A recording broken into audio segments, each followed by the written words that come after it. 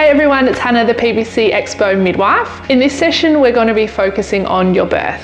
So I'm going to cover some important topics, including different positions for birth, common interventions you might be offered, transition, and also some other birth circumstances such as caesarean births and instrumental births. So you may be offered different interventions during your labour and birth, and it's important to understand what your care providers are suggesting, how it might impact your labour, and to be able to make a really informed decision. During labour, you might be offered a number of different interventions. Common medical interventions include things like artificially breaking the waters or the sac around your baby. Could include things like medications to speed up labour, or maybe it's monitoring of your baby's heart rate or epidurals. Things like that are all considered interventions during labour. With any intervention, there are pros and cons, so it's important to be informed, to ask lots of questions of your care provider, and remember that it's your body and it's your baby, and you're the one that gets to make the decisions during your birth. Interventions can be really beneficial, but we do know that we have quite high levels of interventions in Australia, and it's important as a woman in labour for you to be able to make a really good decision on this. It's important to ask lots of questions. I would encourage you to ask how this intervention may affect your labour and birth, what the pros and cons are of this, and why your care providers think it may be beneficial. As a birth partner, remember you can ask lots of questions as well, and that can be a great way to take the pressure off of mum and to really feel like you're both working as a team. Approximately 1 in 3 women in Australia will have an induction of labour. So it's quite a high statistic, and that's why it's a really important intervention to be informed about. Interventions are offered for a number of reasons. These may be things like a baby that is growth restricted, preeclampsia, prolonged pregnancy that's reached 42 weeks, or when the waters have broken but labour hasn't started. Inductions are also often offered for non-medical reasons. So this is why it's important to ask your care providers why they're suggesting induction for you and why it might be beneficial to you and your baby. Inductions may be offered for a number of medical reasons. These include things like a baby that is growth restricted, preeclampsia, prolonged pregnancy that's reached 42 weeks, or perhaps when the waters have broken but labour hasn't started. Inductions are also offered for non-medical reasons. It's important to remember that an induction is an intervention. So ask lots of questions and make an informed decision for you. Inductions are quite different to natural labour, and how your hormones are working in your body is very different. So it's very important to be informed going into your birth how an induction might affect your labour. Inductions absolutely have a place, but we have quite high induction rates in Australia, so it's important to make a good decision. Let's now look at the different types of induction. This will vary widely depending on your provider, and often a different combination of induction methods is used. It's good to discuss with your midwife or doctor and to ask questions around what induction methods they might recommend for you in your pregnancy. The first part of the induction process is called cervical ripening. So this is assisting the cervix to become really soft and stretchy. And there's a number of different ways in which we can do this. So the first is a cervical ripening catheter or a cervical ripening balloon. This is a soft plastic tube that's passed through the cervix, and then 2 balloons are inflated to provide traction on the cervix and to help it to soften and open. This is usually left in for 12 hours or overnight. Other methods include a prostaglandin gel or pessary, which is applied to the cervix and again aims to help the cervix to soften, but it's a hormonal method rather than a mechanical method. Again, this is usually a 6 to 12 hour process, or sometimes can even take 24 hours. The next step in the induction process is usually an ARM. So this stands for artificial rupture of membranes, or commonly referred to as breaking the waters. So this is not usually painful, but it can be uncomfortable at times. Most women will just feel a warm gush of fluid as the waters release. The next step in the induction process is often the synthetic oxytocin medication. So this is given via a drip, and it's started at a low dose that is gradually turned up, and the aim is to assist a woman's body to get to the point where she's having regular contractions, 3 in every 10-minute period. Once the medication has had that effect, it's left at that dose, or may even sometimes need to be reduced depending on how her labour is progressing. With the synthetic oxytocin, it is given through a drip which is connected to a pump. This is usually on a stand, but it should be on wheels so that you can still move around and be mobile. Continuous monitoring of your baby's heartbeat is usually recommended with an induction. So this includes 2 straps around your tummy, one which picks up the frequency of your contractions, the other one which monitors your baby's heartbeat. Some hospitals have wireless and waterproof monitoring available, so see if this is an option at your hospital so that you're still able to move around, or perhaps even use the bath or the shower. Having said this, sometimes depending on hospital policy, with an induction it may not be recommended to use the shower or the bath. So make sure you discuss this with your care providers prior to your induction. Positions for birth is a really important topic. We know that upright positioning and movement can assist in creating space in your pelvis, and this has actually been shown on MRI imaging. It's been shown that being in an upright or forward-leaning position, so maybe on hands and knees or all fours, or squatting or leaning forward over a fit ball, these positions help to create more space in your pelvis compared with laying flat on your back. So that's really important in labour. Your baby needs to navigate the different curves and the different structures in your pelvis. So if we can create more space for them, it allows more room for them to move through. We also know that upright positions have been shown in research to have lots of benefits for the actual pushing or the birth stage of labour. For women who give birth in an upright position, research has shown that they have a 25% reduction in episiotomy rates and instrumental births. So this is quite a big number. We also know that being in an upright position could shorten the duration of the pushing stage of labour. So I would encourage you to try out different positions during your pregnancy. Try an all fours or hands and knees position. Try leaning forward over a fit ball or leaning over a bed,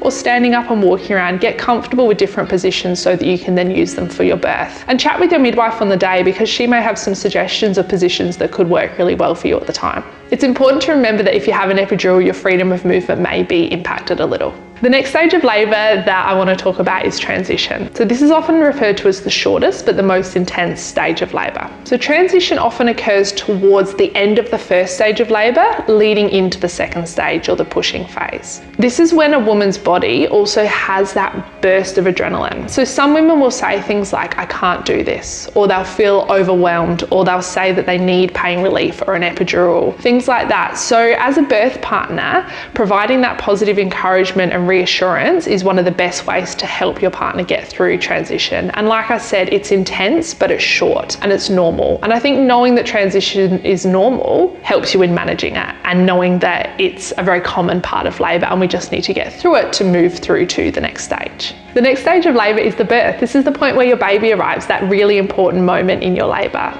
Once a woman's gone through transition, she will often move into the pushing or the bearing down stage of labour, or what we call the second stage of labour. This is where the baby is moving through the birth canal. So what most women will feel is an increase in pressure at this point. Some women will say it feels like they need to do a poo. That's really common.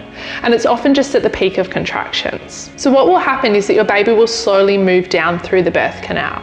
And most of that movement happens with the contraction. So in between, you may feel like your baby is slipping back a little bit, and that's quite normal. It often feels like it's 2 steps forward and 1 step back, but slowly things will progress and your baby will get closer to being born.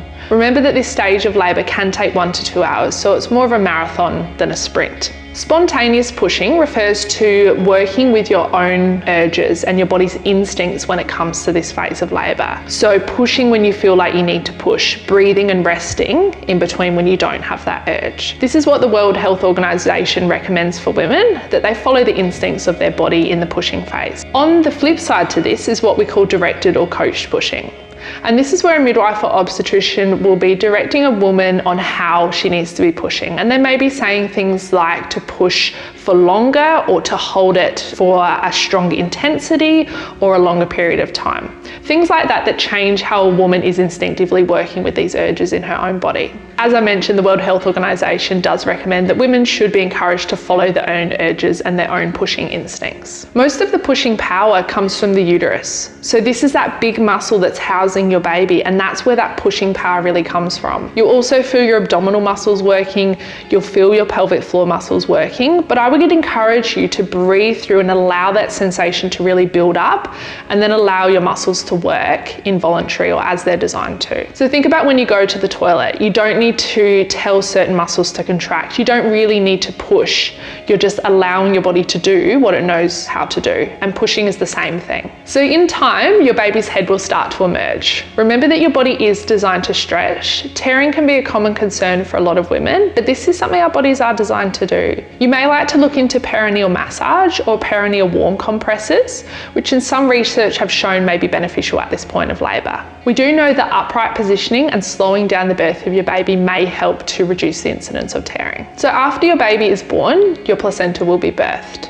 This again is something that your body generally knows how to do. It may take a few minutes, up to an hour. You may be offered medications to assist in the placenta birth, or you may opt for what's called a natural or physiological placenta birth. And I would encourage you to discuss this with your midwives and your doctors. The birth of the placenta is usually quite easy compared to the birth of your baby. A placenta is much smaller than a baby and it's very soft, so it's usually birthed quite easily with maybe a few sort of bearing down or pushing movements, but usually it's relatively straightforward. You may like to see your placenta after the birth. Some women really like to see the environment that their baby's been in and to understand this incredible organ that their body has grown. Other women don't, and that's completely up to you.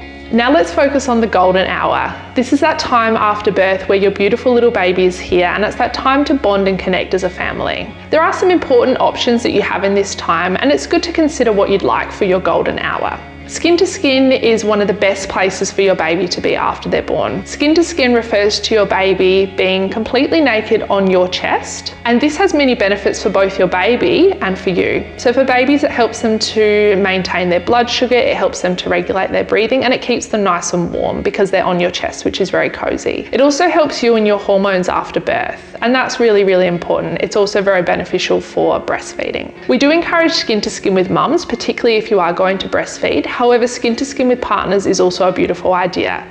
If you are planning to breastfeed, I recommend having skin to skin with mum until that first breastfeed, and then with dad if that's what you choose to do. Delayed cord clamping, or sometimes referred to as optimal cord clamping, is another option in this time. At the moment when your baby is born, a lot of their blood is still sitting in the umbilical cord and in the placenta. So if we clamp the cord straight away, it may mean that babies miss out on some of this blood. We know that delayed cord clamping has lots of benefits, and it can particularly help your baby's iron levels even up to 6 months of age.